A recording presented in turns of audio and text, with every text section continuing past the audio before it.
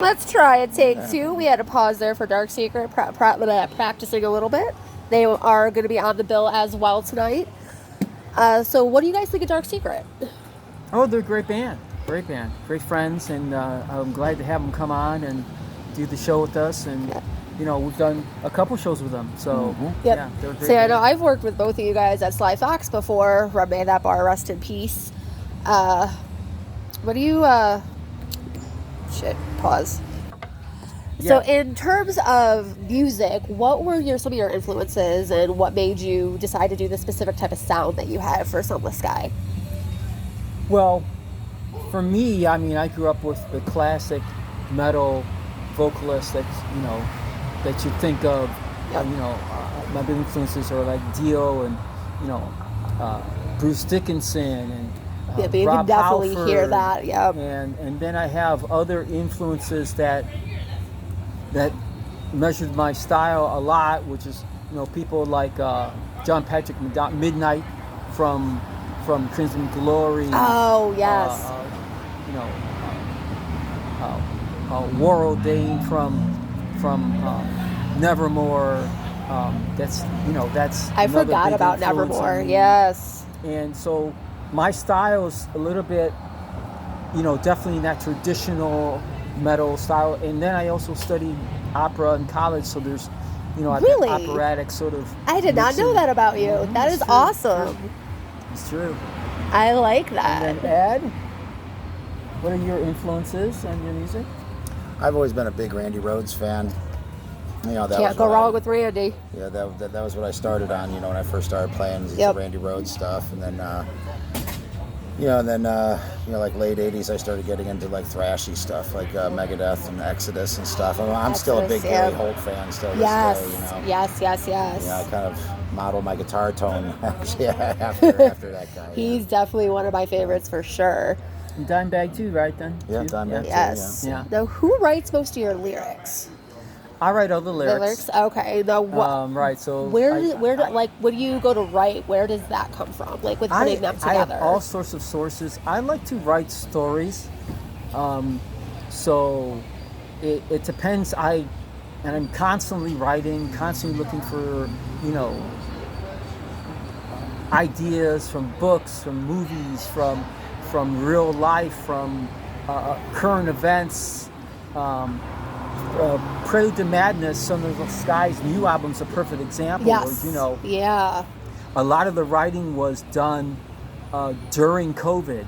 Okay, so there's a lot of that energy that people were, they were, stuck in their homes, and they came out, and there was the rioting, and so, all that energy I tried to portray was going on in real life. You know what I mean? So, with the songs Indentation and Prelude to Madness and yes. And then again, like I said, sometimes it's historical, like Sherman Tank, or it's I use all kinds of different ideas. Sometimes I use myth.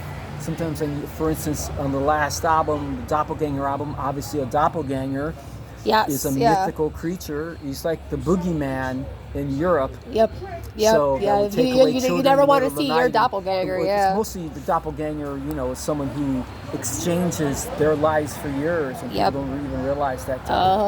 So that kind of thing. So like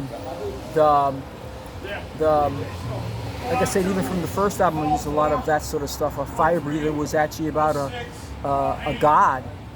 Really? Yeah, Fire Breather is actually about I've a god nice. that. I always thought it was about a fire-breathing baby. Well, that's what I'm saying. It's actually about the child of a god who has the power to create fire. Wow. And as a child, cannot control himself. No shit. And it's like, imagine a toddler going around just burning everything. No shit. So I thought it's just such a weird idea. I love it though, because I've always loved your lyrics, and it's always been like more, like you said, storytelling, more deep, more in depth than like some other bands that just have your basic stereotypical. I definitely love to tell stories. I don't just like to sing regular basic things. And then a lot of the music style, of course, is from Ed's guitar playing. Yes. Did you have a specific lyric or song that you liked best lyrically out of what you've written? Or even instrumentally for that matter? Oof, the best. That's a hard one. Wow, or at least a couple, maybe. Like that is really a some hard one. that stand out. I guess I'm going to go. I have to say that Sherman Tank would be probably one of those that turned out so well, and people right away can get and they sing the lyrics and catch the feeling of it. That'd probably be the ones. And oh boy, I have a lot of favorites. Starfall from the Doppelganger album's another one that's about. That's a good one. That's about the stars falling out of the sky. Yep. Stuff like that. I love thinking of stuff. Science fiction, of course, is another thing that I'm very into. Yes. So you'll see a lot of that science fiction.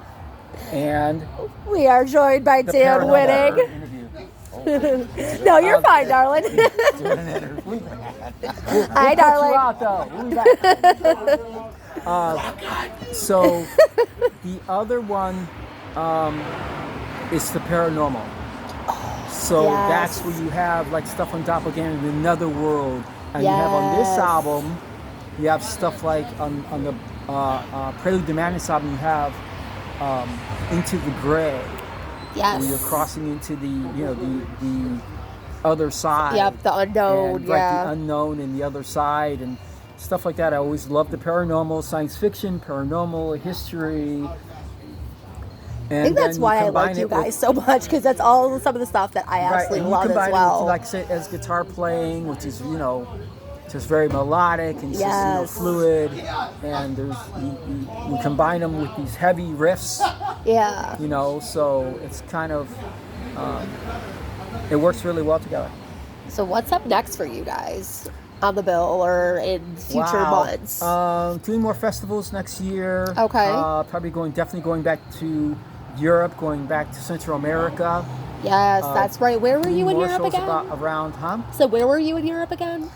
We were in Germany. Germany, that's it. And Sunless Sky also toured Eastern Europe. We did like 7 or 8 countries. That's right. I remember you were overseas, but I couldn't remember where you were. And we've been to Belgium. We've been to Hungary, Poland, Croatia, Bosnia. Germany just this past March. Yeah. I remember the Germany. But a bunch, yeah. But we're just this past March in Europe. This past fall, we were in Honduras. That's right. I remember that too. Definitely going back to those places, and I have other conversations for different festivals to go to different places like Greece or Italy. Do a festival in Poland, but these are still it's still for next year, the year after. These things that people are. You have to book these things way in advance. Yeah, well in advance. Plans and flights and. What was your favorite place to play overseas? Wow, definitely I would say number one would be Germany. The Full Metal Festival, Sword Brothers Festival. Oh yes, definitely all the clubs in Germany. I loved. There was a lot of clubs like in Eastern Europe. We played the Skull Crush Festival in France too. Yes. Love that too. But I think that one of my favorite places was actually going to the Czech Republic. Okay. We played a place in Brno in the Czech Republic called the Priest's Cave. Really? Which was actually a bomb shelter. No shit. It's so great because they painted all the walls with this black paint, this black paint on the walls is like gray, and they painted all these murals like a big mural of Lucifer right over the stage, right in the middle. Like it was so great. That's they also had had awesome. They had their own brews. They had one that was actually blood red when you put it. Actually would is blood red, and one that was pitch black. No shit. And they were like super strong. They were like oh my gosh, like drinking liquor, but they were beer. Oh my gosh. That was pretty cool. There were some other really great places like in Hungary, and I love I love Croatia. Okay. Actually, place. Bosnia was great. The kids there are so maniac, so crazy. Oh my gosh! It's like we're doing sound check and people are out there spinning their heads and like just relax. My gosh! It's sound check, please. It's like relax. the show hasn't even started yet. Right, but as the view, like I said, Croatia was very beautiful. It was, on the ocean there, Mediterranean Sea. It was very, very, very beautiful. Crystal blue water at the beach. Oh yes. Quite wonderful. Like I said, I also like going up in the mountains because that was the first time I saw real mountains. The other ones were fake? The other one. I didn't climb any mountains. I don't climb.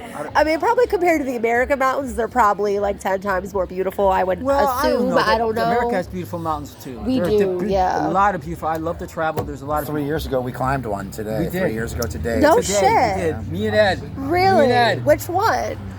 We were. Ed's like, I don't know. Well, we were on vacation. We were actually writing this album. Oh, no shit. So okay. he went with me and my girlfriend. We rented a cabin out in Utah. And there was this climb mountain where there was petroglyphs carved into the wall. Okay, yeah. So we actually climbed up to see the petroglyphs because they were up on this cliff and stuff. Yeah, Oh my gosh, so it was like somewhere in the Red Rocks. Yeah, we scaled it. Yeah. Oh my gosh. Yeah, it was. I don't like to climb. I love the run, the hike. Yeah. Even going uphill, no problem. If I have to start using my hands Right. to climb something, actually climb something, that's where I'm like, oh. If I'm falling off, That's what and that's at some point we had to do that. We had to actually climb. Yeah, we scaled a cliff uphill. Oh, cute. Yeah, and it was just little steps, for your feet and stuff like that. Because that's how they got up there. They made little Oh my little gosh. steps. Yeah. My fear of very heights thin, would very have small. me. Whew. There was a few times where I thought I was going to get stuck there and they were going to have to send out a helicopter in the morning. To bring it down, right? Yeah. It's crazy. I would need to be really, really stoned to be able to do that. My anxiety would have me freaking out. Yeah, it was fun.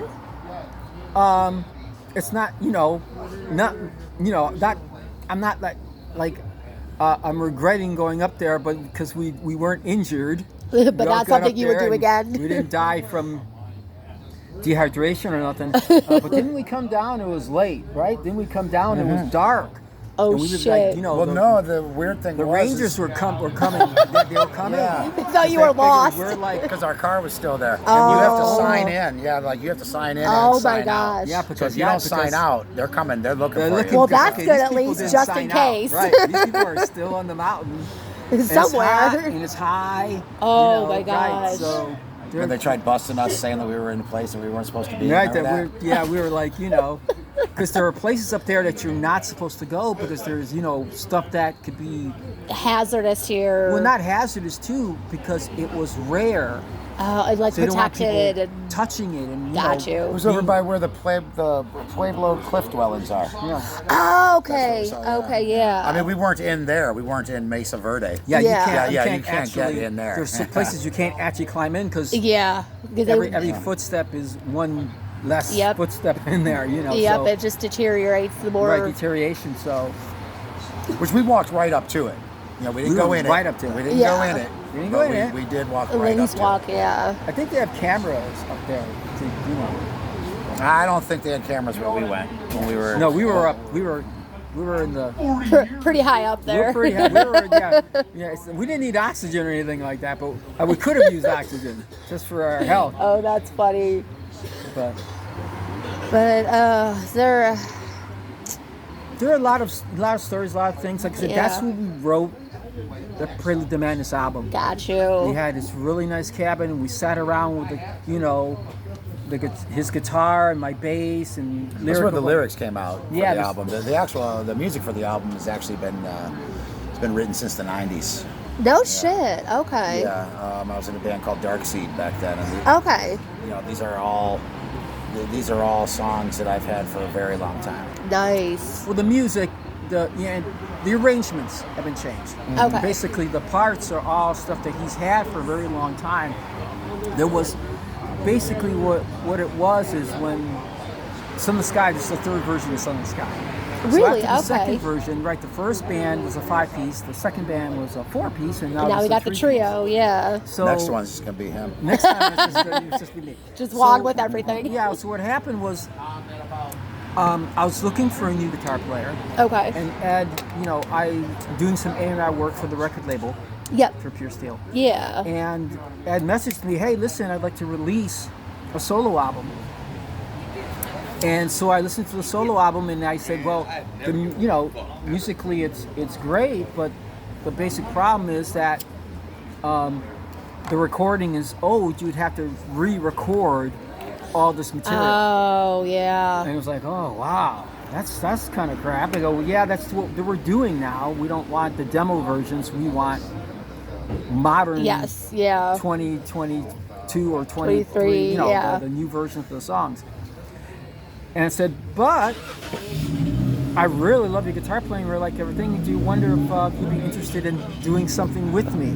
Oh, yeah. So that's how that kind of worked out. So. Oh, I'm glad you guys wound up together. I absolutely love. We've known each other for like over 30 years. Back when I was a teenager, I was in Mystic, and he was in Torment at the time. We used to do shows. Okay, yeah. All the time together, but we've never been in a band together. So it's cool. Well, I'm glad to see you guys finally in a band together and gracing the stage tonight. Is there anything else you guys want to add before we finish this up here? Well, I would just tell everybody that look for more stuff from us. We're starting to already write new material and starting to record.